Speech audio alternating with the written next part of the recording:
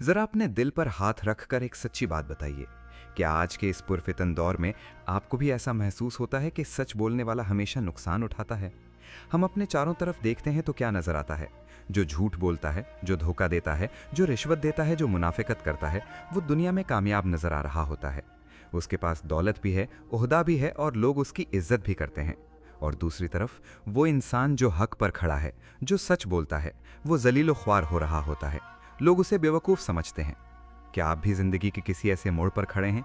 क्या आप भी किसी ऐसे मुकदमे, किसी ऐसी उलझन या किसी ऐसी मुश्किल में फंसे हैं जहां आप सरापा हक पर हैं लेकिन आपका साथ देने वाला कोई नहीं?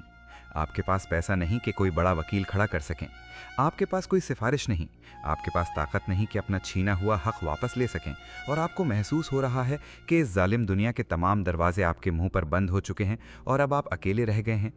अगर आपके दिल की कैफियत भी यही है, अगर आप भी लोगों के फरेब और दुनिया के इस झूठे निज़ाम से थक कर टूट चुके हैं, तो आज अपने आंसू पोंछ लीजिए और अपने दिलों की धड़कनों को थाम लीजिए, क्योंकि आज मैं आपको किसी दुनिया की कचहरियां थाने में नहीं, बल्कि कायनात के इस अकेले शहंशाह के दरबारे जलाल में लेकर जा रहा हूं, जो झूठ और मुनाफिकत के इस बाजार में हक का परचम लहराता है।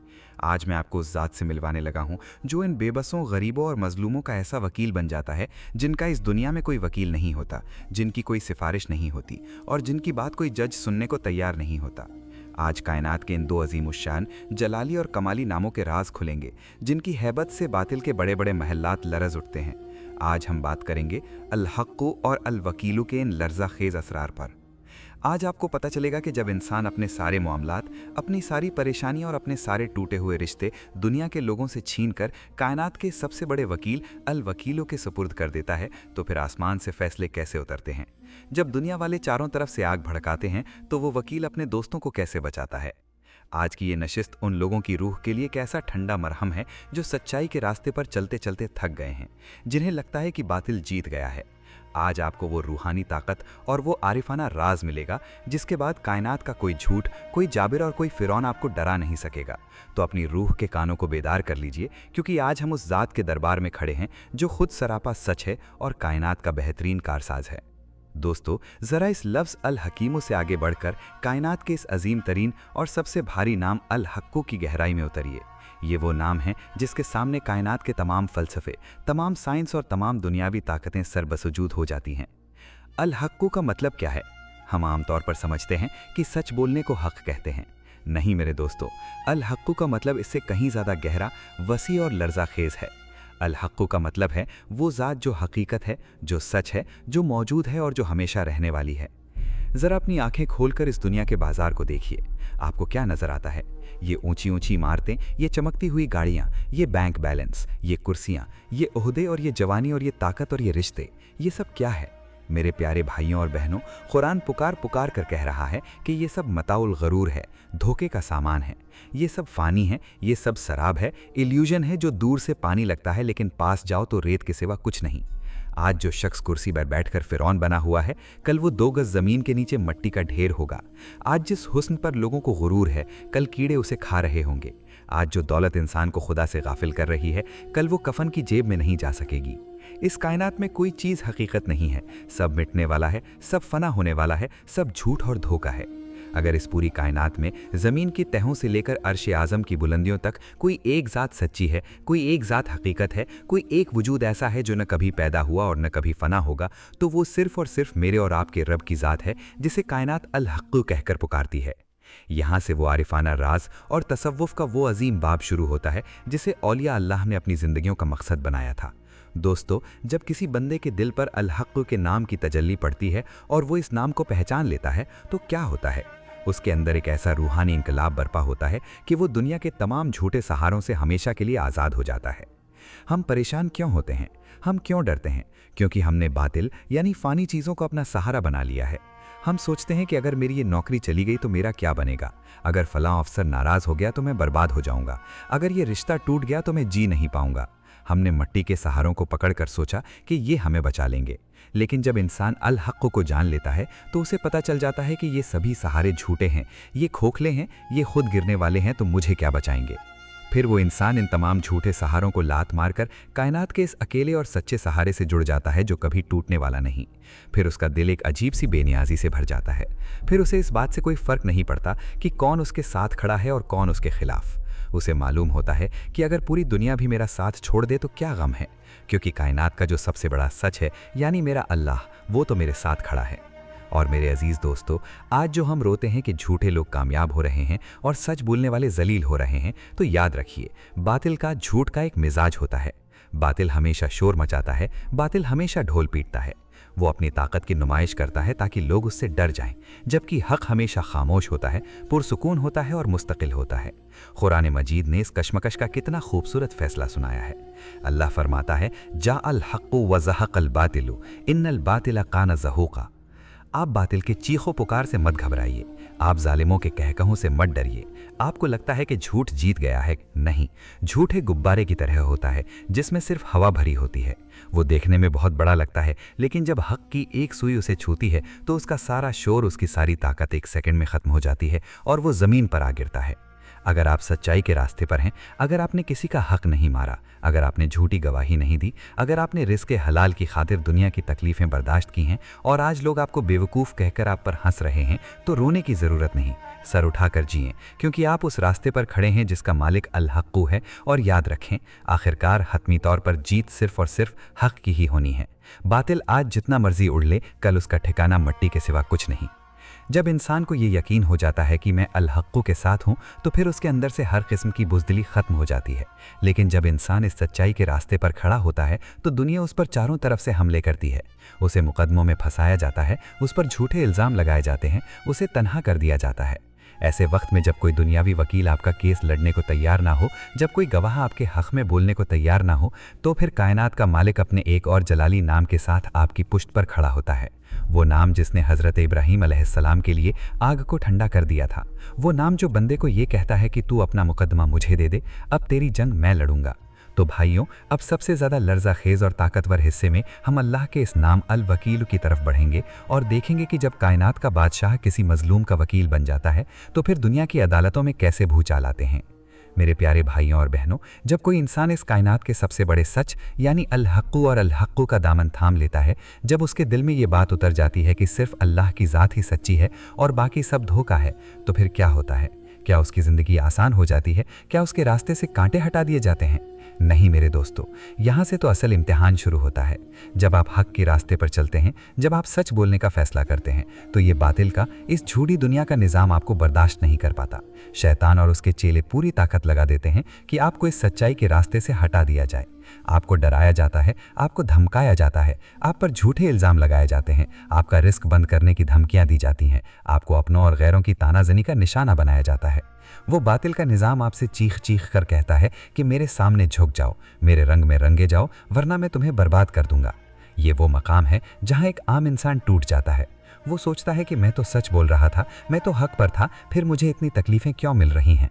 वो घबरा कर मसलहत का शिकार हो जाता है, थोड़ा सा झूठ बोल लेता है, थोड़ा सा बातिल के सामने सर झुका लेता है ताकि उसकी दुनिया बच जाए। लेकिन जब हम तारीख़ विलायत के सुनहरी पर्रक पलटते हैं, जब हम उन हस्तियों की ज़िंदगियों में झांकते हैं जिन्होंने अपने आप को अल हक़्क़ु के रंग में रंड लिया था, तो हमें एक ऐसा लर्ज़ा खेज़ और ईमान अफरोज़ मंजर नज़र आता है जो अक्ले इंसानी को दंग कर देता है। ज़रा कायनात विलायत के शहंशाह हुज़ूर गौस सकलैन सैयदना शेख अब्दुल कादिर जीलानी क़ुद्दस सिर्रुहुल अज़ीज़ की बारगाह में चलते हैं। वो बगदाद का दौर था, अब्बासी खलीफाओं की ताकत का तूती बोलता था। बड़े बड़े जालिम और जालिम हुक्मरान तख्त कर बैठे थे। उनके पास दौलत के अंबार थे, फ़ौजें थीं, जल्लाद थे। बड़े बड़े लोग, यहाँ तक कि कुछ नाम नेहाद उल्मा भी उनकी हाँ में हाँ मिलाते थे ताकि उन्हें दरबार से ओहदे और जागीरें मिल सकें। लेकिन इस हंगामे में एक बोरिया नशीन फ़कीर था जो बगदाद के मिंबर पर बैठता था और वक्त के खलीफा को उसके मुंह पर जालिम कहता था।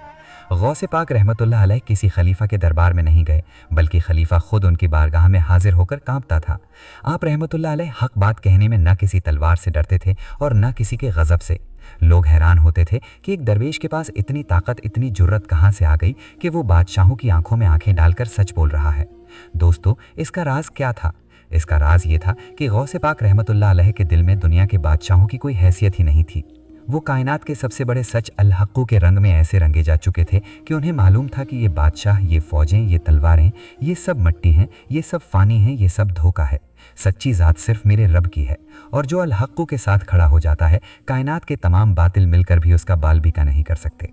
इसी तरह ज़रा लाहौर की धरती पर तशरीफ़ लाने वाले दाता गंजबख्श सैयद अली हुजवेरी रहमतुल्लाह अलैह की ज़िंदगी का मुतालिया करें।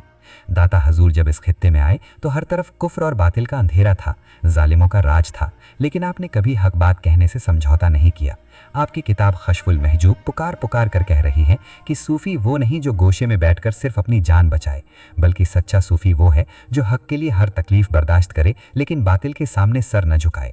इन बुजुर्गों ने सिखाया कि हक बात पर मिलने वाली तकलीफ दरअसल अल्लाह की तरफ से एक मोहर होती है जो बंदे के ईमान की सच्चाई पर लगाई जाती है।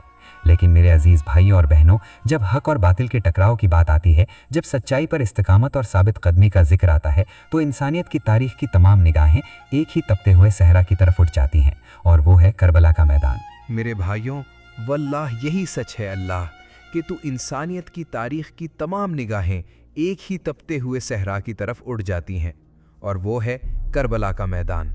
ज़रा चश्मे तसव्वुर से इस हौलनाक मंजर को देखिए।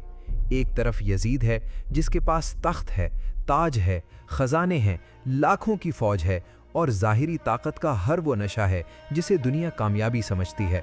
यजीद बातिल का, झूठ का और जुल्म का सबसे बड़ा नुमाइंदा बनकर खड़ा है, और वो क्या मांग रहा है? वो सिर्फ एक बैत मांग रहा है। वो सिर्फ ये चाहता है कि हक बातिल के सामने सर झुका दे। वो कह रहा है कि मुस्लिहत से काम लो और मेरी हाँ में हाँ मिला दो।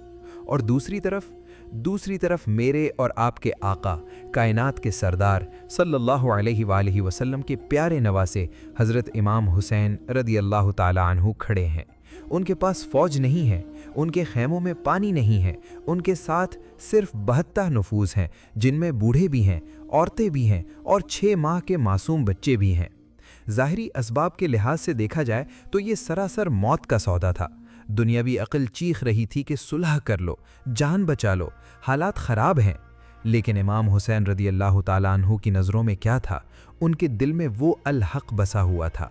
उन्हें मालूम था कि अगर आज हक़ ने बातिल के सामने सर झुका दिया, अगर आज सच्चाई ने जुल्म से समझौता कर लिया, तो फिर क़यामत तक के लिए सच्चाई का चेहरा मस्ख़ हो जाएगा।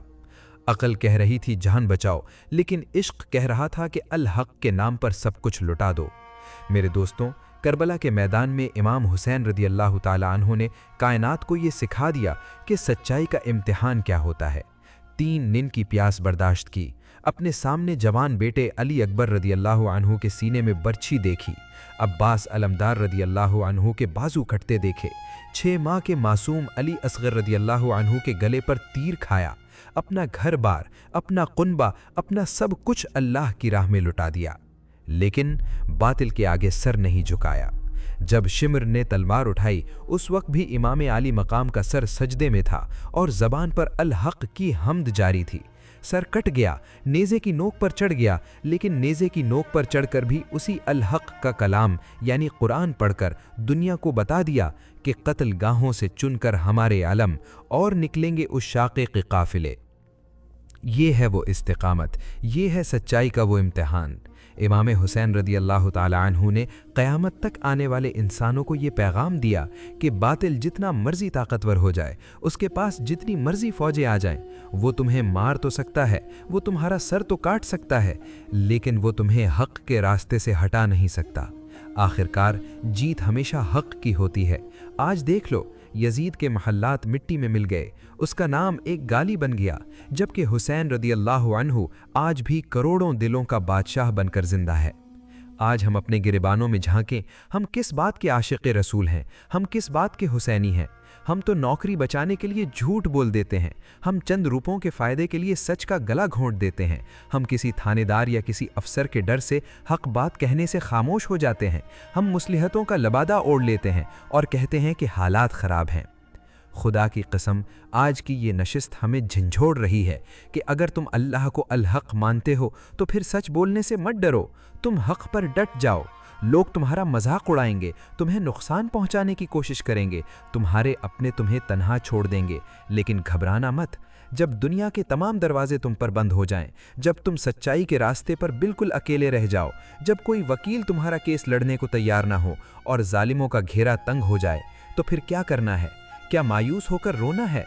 नहीं मेरे दोस्तों, जब दुनिया साथ छोड़ देती है तब आसमान से कायनात का बादशाह, कायनात का सबसे बड़ा और ताकतवर वकील अल वकीलो बनकर अपने मजलूम बंदे की पुश्त पर आ खड़ा होता है।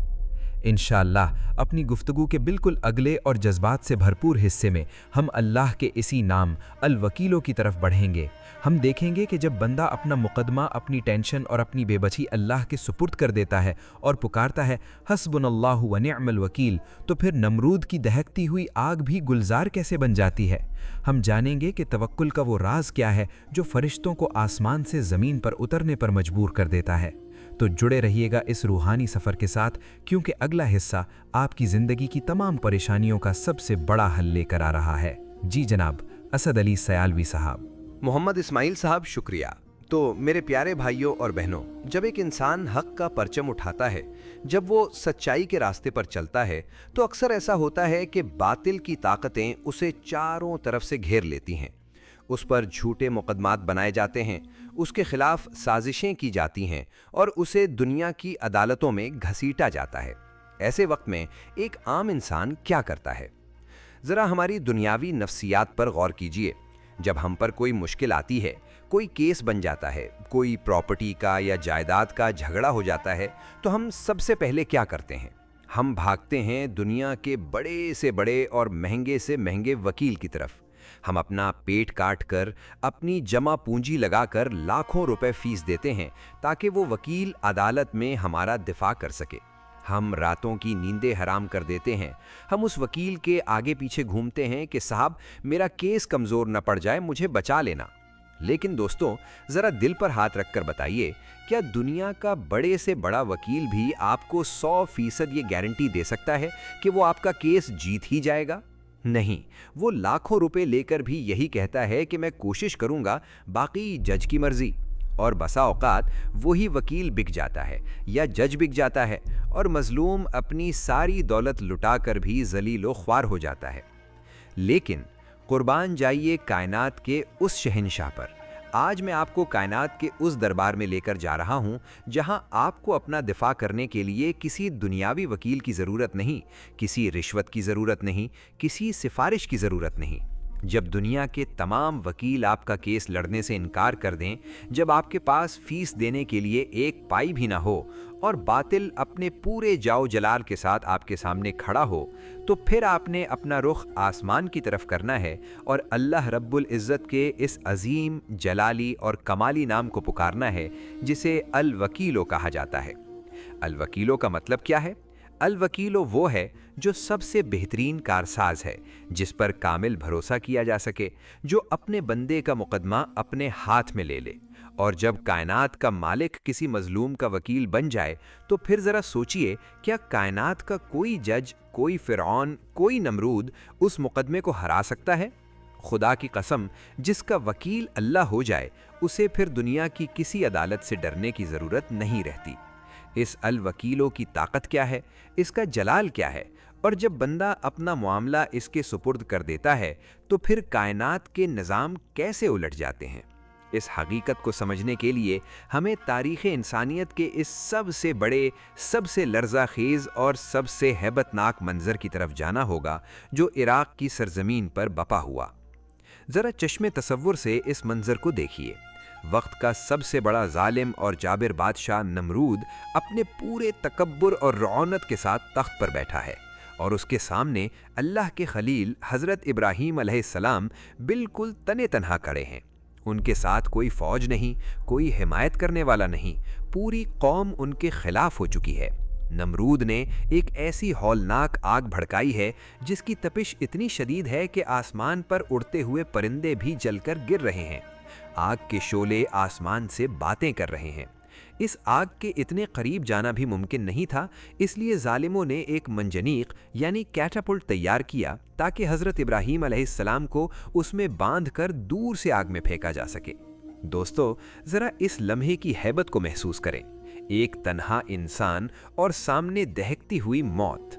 जब हज़रत इब्राहीम अलैहिस्सलाम को मंजनीक में बिठाकर आग की तरफ उछाला गया तो आसमान के फरिश्ते तड़प उठे। रिवायात में आता है कि हज़रत जिब्राईल अलैहिस्सलाम हवा में तशरीफ़ लाए और अर्ज़ की कि ए अल्लाह के खलील, क्या आपको मेरी कोई मदद चाहिए? क्या मैं अपने परों से इस आग को बुझा दूं? यहाँ पर इंसान की अक्ल दंग रह जाती है। अगर कोई आम इंसान होता तो वो कहता कि हाँ हाँ जल्दी मुझे बचा लो, लेकिन वो कलीमे तौहीद थे। वो इश्क की उस मेराज पर थे जहाँ असबाब नहीं, मुसब्बबुल असबाब यानी अल्लाह की ज़ात नज़र आती है। आपने जिब्राईल अलैहिस्सलाम से फरमाया कि ए जिब्राईल, मुझे तुम्हारी मदद की कोई ज़रूरत नहीं है। जिस रब की खातिर मैं इस आग में जा रहा हूँ, क्या वो मेरा हाल नहीं देख रहा? मेरा रब मेरा हाल जानता है, मुझे किसी और से मांगने की कोई हाजत नहीं है। फिर जब आप फिजा में मुतल्लक थे और आग के शोले बिल्कुल करीब आ चुके थे, तो उस वक्त अल्लाह के इस खलील की ज़बान से वो कलिमात निकले जिन्होंने अर्श आज़म को हिला कर रख दिया। आपने ना आग की तरफ देखा, न नमरूद की तरफ देखा। आपने अपनी पूरी रूह की ताकत से पुकारा, हस्बुनल्लाहु व निअमल वकील, यानी हमें अल्लाह ही काफ़ी है और वो क्या ही बेहतरीन वकील, बेहतरीन कारसाज, बेहतरीन कामसाज है। अल्लाहु अकबर। मेरे प्यारे भाइयों और बहनों, ये कोई मामूली कलिमा नहीं था। ये एक आशिक का अपने रब पर वो कामिल तवक्कुल था, वो अंधा भरोसा था कि या अल्लाह, मैंने अपनी जान का, अपने अंजाम का और अपने इस पूरे मुकदमे का वकील तुझे बना दिया है। अब तू जाने और तेरी आग जाने। और जब बंदा इतना बड़ा यकीन लेकर अपने रब को पुकारता है तो फिर सुनिए कि वो अल वकीलो कैसा जलाल दिखाता है। जब हज़रत इब्राहीम अलैहिस्सलाम ने अल्लाह को अपना वकील बनाया तो अल्लाह ने उनको बचाने के लिए किसी फरिश्ते को नहीं भेजा, बारिश नहीं बरसाई, बल्कि अल्लाह रब्बुल इज़्ज़त ने कायनात के ज़ाहिरी असबाब के कवानीन को ही तोड़ कर रख दिया। आग की फितरत है जलाना, लेकिन उस दिन उस अल वकीलों के हुक्म से आग की फितरत ही बदल गई। अल्लाह ने बराह रास्त आग से हुक्म दिया कि या नारो कूनी बर्दन व सलामन अला इब्राहीम, यानी ए आग ठंडी हो जा और सलामती वाली बन जा इब्राहीम पर। और दुनिया ने देखा कि वो आग जो लोहे को पिघला रही थी, वो हज़रत इब्राहीम अलैहिस्सलाम के लिए फूलों का बाग बन गई। उनका एक बाल तक न जला, बल्कि वो उस आग के अंदर ऐसे पुरसुकून बैठे थे जैसे जन्नत के किसी बाग में बैठे हों। नमरूद का सारा तकब्बुर खाक में मिल गया, उसका सारा जोर टूट गया और जीत उस अल वकीलो रब की हुई जिसने अपने बंदे के एतमाद को टूटने नहीं दिया। दोस्तों, ये है अल वकीलों की ताकत। कायनात का बड़े से बड़ा जादूगर, बड़े से बड़ा हासिद और बड़े से बड़ा जालिम आपके खिलाफ आग भड़का सकता है, लेकिन अगर आपका वकील अल्लाह है तो वो उनकी भड़काई हुई आग को आपके लिए गुलजार बना देगा। हुजूर गौसे आज़म सैयदना शेख अब्दुल कादिर जेलानी क़द्दसुल्लाहु सिर्रहुल अज़ीज़ और दाता गंज बख्श सैयद अली हजवेरी रहमतुल्लाहि अलैह के फैज़ान नज़र से हमें यही सीखने को मिलता है कि तवक्कुल का मतलब असबाब को छोड़ना नहीं, बल्कि असबाब के होते हुए भी नज़र सिर्फ़ और सिर्फ मुसब्बबुल असबाब यानी अल्लाह की ज़ात पर रखना है। औलिया अल्लाह इसीलिए बेखौफ होते थे क्योंकि उन्होंने अपने हर मुकदमे की फ़ाइल अल वकीलों के सुपुर्द कर रखी थी। पीर सियाल लजपाल हज़रत ख्वाजा शमसुद्दीन सियालवी रहमतुल्लाहि अलैह और हुजूर ताजदार गोलड़ा सैयद पीर मेहर अली शाह रहमतुल्लाहि अलैह की बारगाहों में जब कोई परेशान हाल आता, कोई शख्स जिसकी ज़मीनों पर कब्ज़ा हो गया हो, कोई गरीब जिस पर नाहक मुकदमा बन गया हो, तो ये अल्लाह वाले उसे यही दर्स देते थे कि मियाँ दुनिया के दरबारों में धक्के खाना छोड़ दो, अपना मुकदमा अल वकीलों की अदालत में पेश कर दो। जब तुम सच्चे दिल से कहोगे हस्बुनल्लाहु व निअमल वकील, तो अल्लाह आसमान से तुम्हारे हक़ में वो फैसले सादिर फरमाएगा कि दुनिया देखती रह जाएगी। मेरे अजीज़ भाइयों और बहनों, आज हम क्यों इतने परेशान हैं? आज हम छोटी छोटी बातों पर डिप्रेशन का शिकार क्यों हो जाते हैं? क्योंकि हमने अल्लाह को अपना वकील बनाना छोड़ दिया है। हमने अपनी टेंशनों का बोझ अपने दिमाग पर उठा लिया है। हम हर वक्त सोचते रहते हैं, ये कैसे होगा, वो क्या करेगा, मेरा क्या बनेगा। हम ओवर थिंकिंग यानी मज़ीद सोच में मुब्तला हैं। आज सियालवी टीवी के तवस्सुत से मैं आपको तसव्वुफ का वो राज बता रहा हूँ जो आपके दिमाग की सारी थकावट दूर कर देगा। जब रात को नींद ना आए, जब दुश्मनों का डर सताए, जब कोई रास्ता ना नजर आए, तो अपने दिल से कहिए कि मैंने अपना मामला अल्लाह के सुपुर्द किया, वही मेरा बेहतरीन वकील है। जब आप अपनी परेशानी अल्लाह के हवाले कर देंगे तो आपको ऐसी मीठी नींद आएगी जैसे एक छोटे बच्चे को अपनी माँ की गोद में आती है, क्योंकि उसे पता होता है कि मेरी माँ जाग रही है। जब आप सो जाते हैं तो आपका अल वकील और रब आपके मामलात को संवारने में लग जाता है। लेकिन दोस्तों, ये तवक्कुल, ये हस्बुनल्लाहु व निअमल वकील का विर्द सिर्फ ज़बानी कलामी नहीं होना चाहिए। इसको अपने बातिन में कैसे उतारना है? वो क्या तरीका है कि जब हम इस नाम को पुकारें तो वाक़अतन आसमान से गैबी मदद नाजिल हो? और क्या आप जानते हैं कि जब बंदा पूरी सच्चाई के साथ अल्लाह को अपना वकील मान लेता है तो फरिश्तों की ड्यूटियाँ कैसे लग जाती हैं? इंशाअल्लाह अपनी गुफ्तगू के बिल्कुल अगले और तसव्वुफ की रूह से जुड़े हुए हिस्से में हम तवक्कुल का राज यानी द सूफ़ी सीक्रेट पर बात करेंगे। हम पीराने उज़ाम दाता हजूर ख्वाजा गरीब नवाज, गौसे पाक बाबा फरीद, पीर सियाल और मेहर अली शाह रहमतुल्लाहि अलैह की तालीमात से जानेंगे कि हकीकी तवक्कुल क्या है और ये फरिश्तों को आपकी मदद पर कैसे मजबूर कर देता है। साहिबो, यहाँ हमारे मुआशरे में और ख़ास तौर पर दीनदार तबके में एक बहुत बड़ी गलतफहमी पाई जाती है, जिसका इजाला करना आज के इस पुरफितन दौर में बेहद ज़रूरी है। हमने तवक्कुल का यानी अल्लाह को वकील बनाने का मतलब बहुत गलत समझ लिया है। हम में से अक्सर लोग ये समझते हैं कि तवक्कुल का मतलब ये है कि इंसान हाथ पर हाथ धर कर बैठ जाए, कमरे की कुंडी लगा ले, कोई कामकाज ना करे, कोई मेहनत ना करे और कहे कि मेरा तो अल्लाह पर तवक्कुल है, वो रिस्क देगा, वो मेरी मुश्किल हल कर देगा। कोई बीमार हो जाए तो वो डॉक्टर के पास जाने के बजाय बिस्तर पर पड़ा रहे और कहे कि अल वकीलो मुझे शिफा देगा। मेरे भाइयों, वल्लाह यही सच है अल्लाह को कि कोई बीमार हो जाए तो वो डॉक्टर के पास जाने के बजाय बिस्तर पर पड़ा रहे और कहे कि अल वकील मुझे शिफा देगा। लेकिन मेरे अजीज साहिबो, खुदा की कसम ये तवक्कुल नहीं है। शरीयत और तरीक़त की ज़बान में इसे तवक्कुल नहीं बल्कि तवाकुल कहा जाता है और इस्लाम में इस बुज़दिलाना रवैये की शदीद मज़म्मत की गई है। अगर हाथ पर हाथ धर के बैठने का नाम तवक्कुल होता तो कायनात के सबसे बड़े मुतवक्किल सैयदुना मोहम्मद रसूलुल्लाह सल्लल्लाहु अलैहि वसल्लम ग़ज़वा बद्र और खंदक के मैदानों में तलवारें न उठाते, खंदकें न खोदते और सहाबा को जंगी हिकमत अमलिया न सिखाते। आप सल्लल्लाहु अलैहि वसल्लम का फरमाने आलीशान है कि पहले अपने ऊँट का घुटना बांधो और फिर अल्लाह पर तवक्कुल करो। तो फिर हकीकी तवक्कुल क्या है?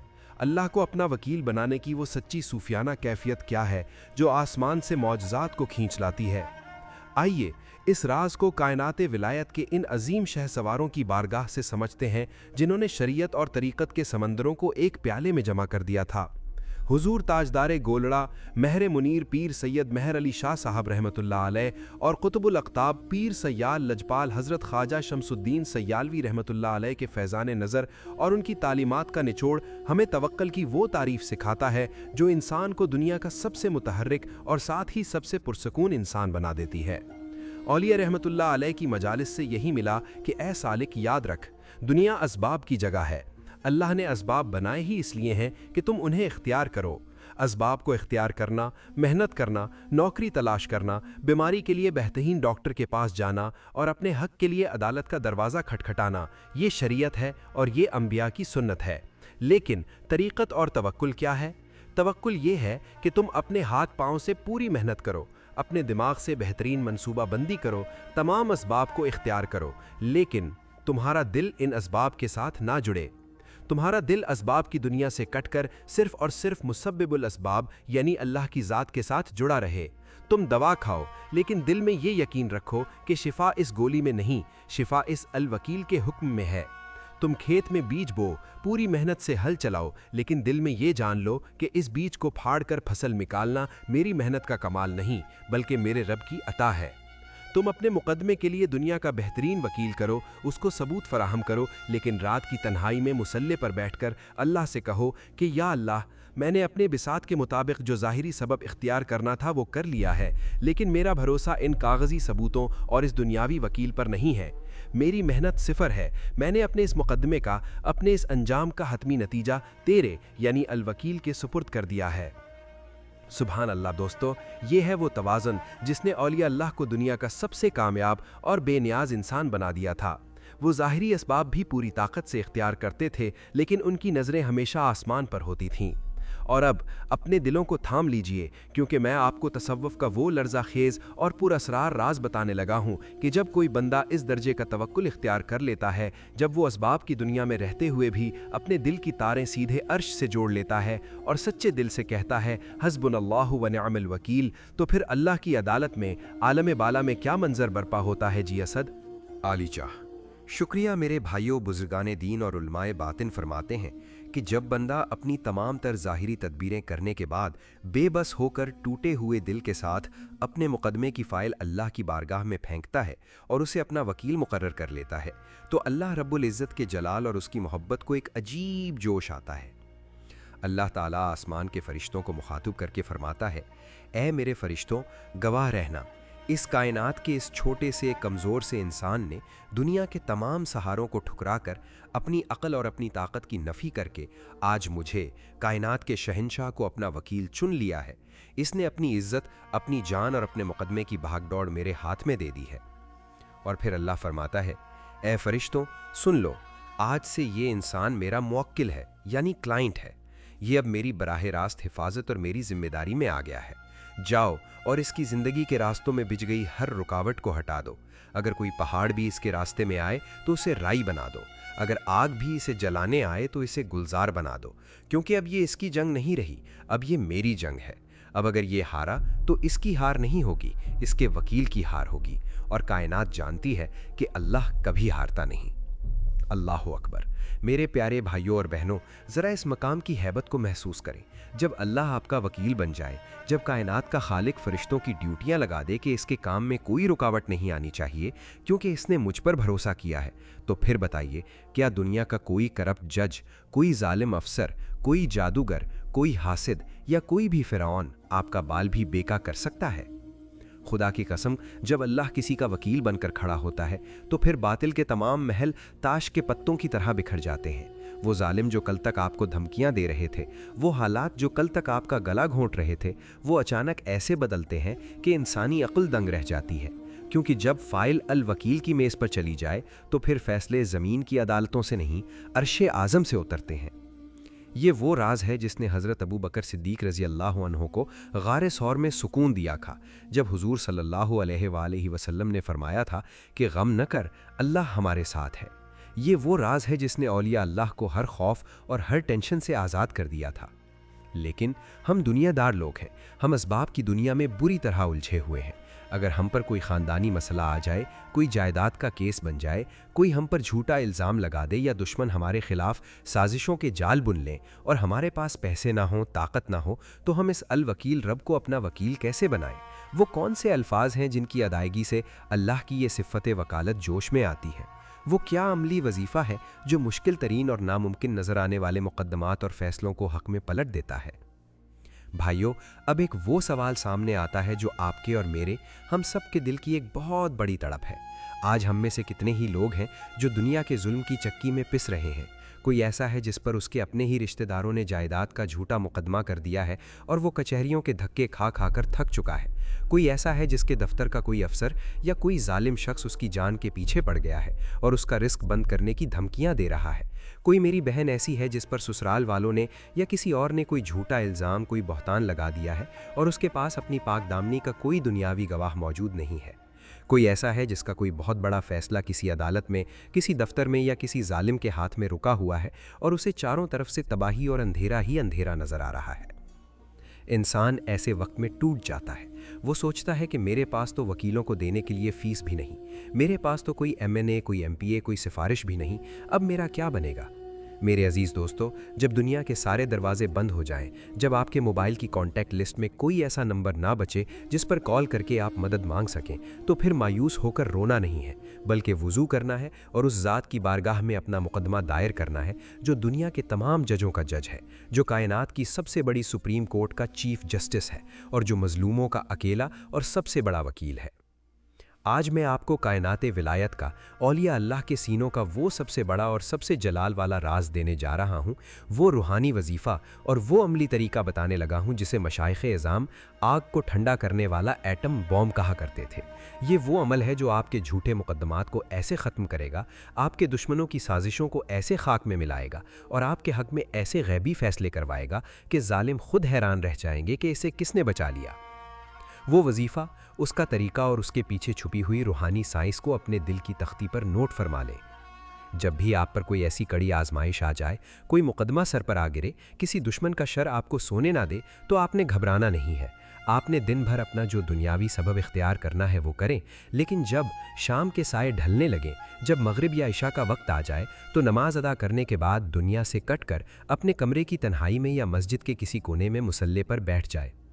तसव्वुर करें कि आप अल्लाह की अदालत उज़्मा में खड़े हैं और अपना केस अल वकील के सामने पेश कर रहे हैं। पहले 11 मरतबा दुरूद पाक का नजराना सैयदना मुहम्मदुर रसूलुल्लाह सल्लल्लाहु अलैहि वसल्लम की बारगाह में पेश करें और फिर अपनी आंखें बंद करके अपने दुश्मन या अपने इस नामुमकिन नज़र आने वाले मुकदमे का तसव्वुर करें और पूरे यकीन, पूरे जलाल और दिल की पूरी ताकत के साथ ठीक 313 मरतबा कलाम इलाह की इस अजीम तरीन आयत का विर्द करें।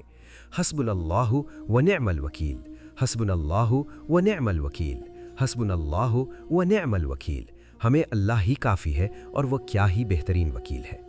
आखिर में फिर 11 बार दुरूद पाक पढ़ें और रोकर गिड़गिड़ा कर अल्लाह की बारगाह में अर्ज़ करें कि या अल्लाह, दुनिया के जालिमों ने मुझ पर आग भड़काई है, मेरे पास कोई वकील, कोई सिफारिश नहीं। मैंने आज अपनी जान का, अपनी इज्जत का और अपने इस मुकदमे का वकील तुझे बना दिया है। मौला, अब तू जाने और मेरा दुश्मन जाने। मेरे प्यारे भाइयों और बहनों, ज़रा इस वजीफ़े की ताकत, इसकी हिस्ट्री और इसकी रूहानी फ्रीक्वेंसी को समझें। ये कोई आम अल्फाज नहीं है, ये वो कलिमात हैं जब हज़रत इब्राहीम अलैहिस्सलाम को नमरूद की दहकती हुई आसमान से बातें करती हुई आग में फेंका जा रहा था तो कायनात की तमाम ताकतें बेबस हो चुकी थीं। उस वक्त खलीलुल्लाह की ज़बान से यही अल्फाज निकले थे, हस्बुनल्लाहु व निअमल वकील। और फिर क्या हुआ था? वो आग जो लोहे को पिघला रही थी, वो इन अल्फाज की हैबत और तवक्कुल की ताकत से बर्फ़ की तरह ठंडी हो गई थी और सलामती वाला बाग बन गई थी। दोस्तों, आज नमरूद की वो लकड़ियों वाली आग तो नहीं है, लेकिन आज झूठे मुकद्दमात की आग है, आज हसद की आग है, आज दुश्मनों की साजिशों की आग है। औलिया अल्लाह फरमाते हैं कि जब बंदा रात की तन्हाई में 313 बार ये कलिमात पढ़ता है तो अल्लाह रब्बुल इज़्ज़त आज की इस मुकद्दमात और साजिशों की आग को इसी तरह ठंडा और गुलजार कर देता है जिस तरह उसने अपने खलील के लिए नमरूद की आग को ठंडा किया था। और अब ज़रा इसके अदद 313 के राज पर गौर करें। हमने 100 बार या 500 बार क्यों नहीं कहा, 313 ही क्यों? मेरे अजीज़ दोस्तों, ये वो मकाम है जहाँ शरीयत, तारीख़ और तरीक़त आपस में मिल जाते हैं। 313 किसका अदद है? ये मैदान बद्र में कुफ़ार के 1000 के लश्कर जर्रार के सामने खड़े होने वाले उन निहत्थे, भूखे, प्यासे और बेसरो सामान सहाबा किराम का अदद है। बद्र के मैदान में इन 313 के पास न तलवारें थीं, न घोड़े थे और सामने मक्के के सरदारों का गुरूर था। लेकिन जब इन 313 ने असबाब को छोड़कर मुसब्बिबुल असबाब पर तवक्कुल किया और अल्लाह को अपना वकील बनाया तो अल्लाह ने आसमान से फरिश्तों की फ़ौजें उतार दी और इन 313 को वो फतह अता की जिसने क़यामत तक के लिए तारीख़ का धारा बदल दिया। रूहानियत के माहिरीन पीर मेहर अली शाह साहब रहमतुल्लाह अलैह और पीर सियाल लजपाल हज़रत ख्वाजा शमसुद्दीन सियालवी रहमतुल्लाह अलैह के फैज़ान से हमें यह पता चलता है कि जब आप किसी जालिम के ख़िलाफ़ किसी बड़ी मुश्किल के सामने 313 बार हस्बुनल्लाहु व निअमल वकील पढ़ते हैं तो आप दरअसल अपने रूहानी वजूद को बद्र की फ्रीक्वेंसी के साथ जोड़ देते हैं। अल्लाह फरमाता है, ए फरिश्तों, जिस तरह तुमने बद्र के मैदान में मेरे इन 313 मुतवक्किल बंदों की मदद की थी, आज मेरा ये बंदा भी दुनिया के जालिमों के सामने अकेला खड़ा होकर इसी तवक्कुल से मुझे पुकार रहा है। जाओ और इसके हक़ में भी गैबी मदद के वही दरवाज़े खोल दो जो तुमने बद्र के मैदान में खोले थे। खुदा की कसम मेरे भाइयों और बहनों, ये वो वजीफ़ा है जिसे औलिया अल्लाह ने बारहा आजमाया है। जब आप ये पढ़ना शुरू करते हैं तो आपकी हैरत की इंतहा नहीं रहती कि कैसे अल्लाह आपकी गैबी मदद फरमाता है। जो जज आपकी बात सुनने को तैयार नहीं था, उसके दिल में अल्लाह आपका रौब और सच्चाई डाल देता है। जो गवाह झूठ बोलने के लिए बिके हुए थे, अदालत के कटहरे में खड़े होकर उनकी ज़बानें लड़खड़ा जाती हैं और उनके मुंह से सच निकलना शुरू हो जाता है।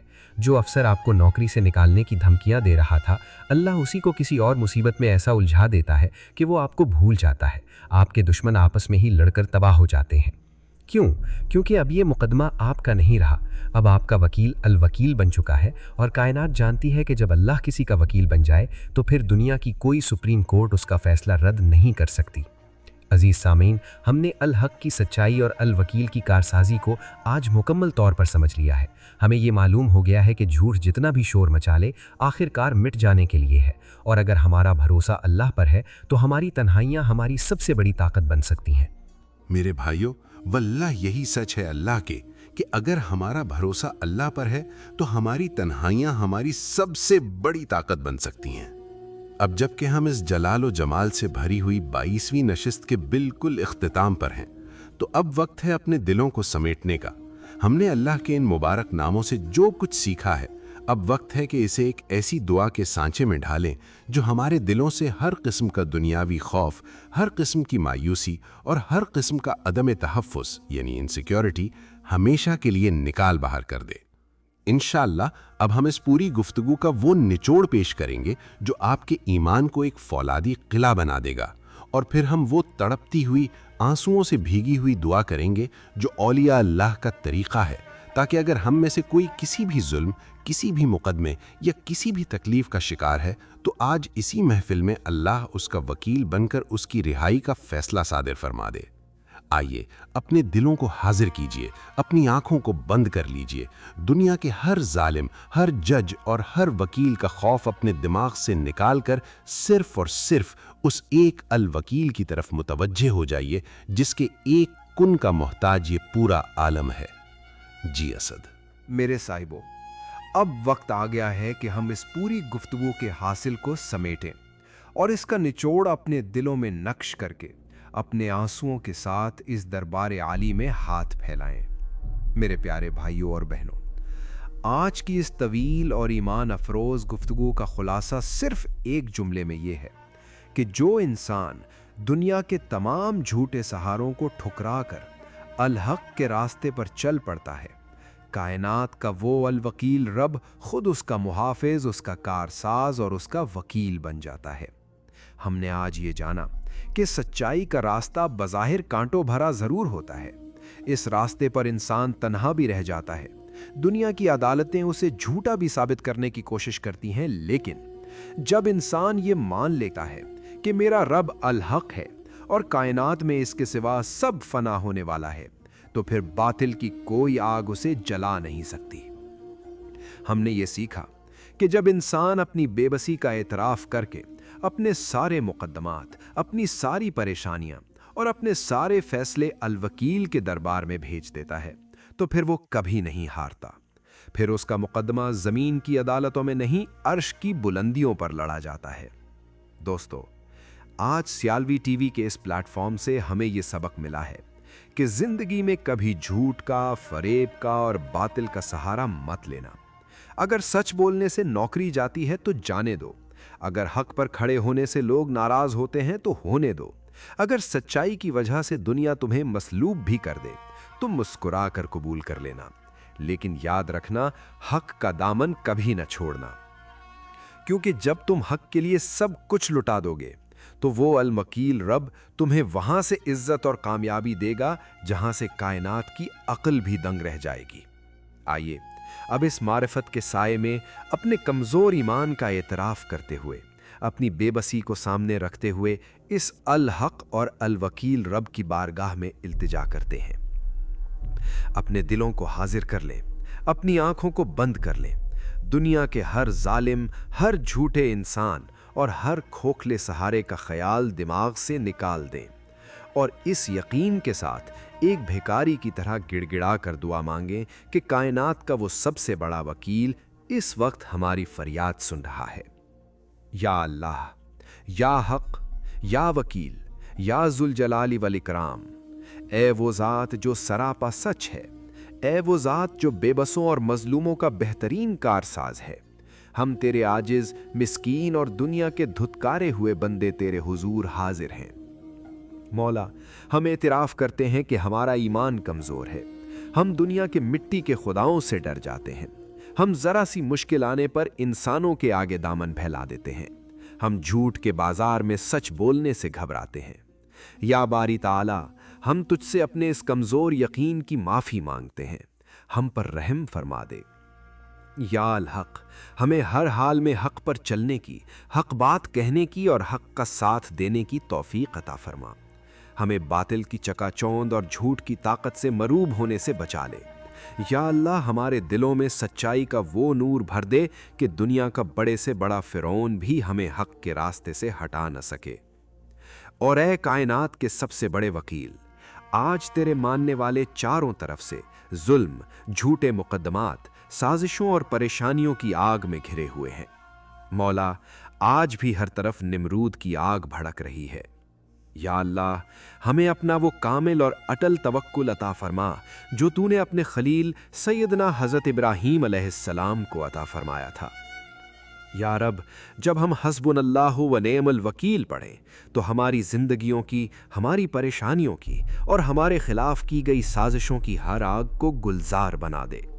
या अल वकील, जो लोग अदालतों में झूठे मुकद्दमों का सामना कर रहे हैं, जिनकी ज़मीनों और इज़्ज़तों पर जालिमों ने कब्ज़ा कर लिया है, जिनका इस दुनिया में कोई वकील और कोई सिफारिश नहीं, या अल्लाह, आज तू उनकी वकालत कबूल फरमा ले, उनके बंद रास्ते खोल दे और जालिमों को उनके अंजाम तक पहुंचा दे। ए हमारे मालिक, हमें दुनिया और आखिरत में अपना मोहताज रख, किसी गैर का मोहताज न कर। हमें अपने प्यारे हबीब सैयदना मुहम्मद रसूल अल्लाह सल्लल्लाहु अलैहि व आलिहि वसल्लम की सच्ची ग़ुलामी नसीब फरमा। या अल्लाह, रोज़े महशर जब सबसे बड़ी अदालत लगे तो हमें उन लोगों की सफ़ में खड़ा फरमाना जिन्होंने दुनिया में सिर्फ अल हक का साथ दिया था। आमीन आमीन बिजाहिन नबीय्यिल अमीन सल्लल्लाहु अलैहि व आलिहि वसल्लम व सल्लल्लाहु ताला अला खैर खल्क़िही व नूर अर्शिही सय्यदना व मौलाना मुहम्मदिन व अला आलिहि व अस्हाबिही अजमईन बिरहमतिका या अरहमर राहिमीन।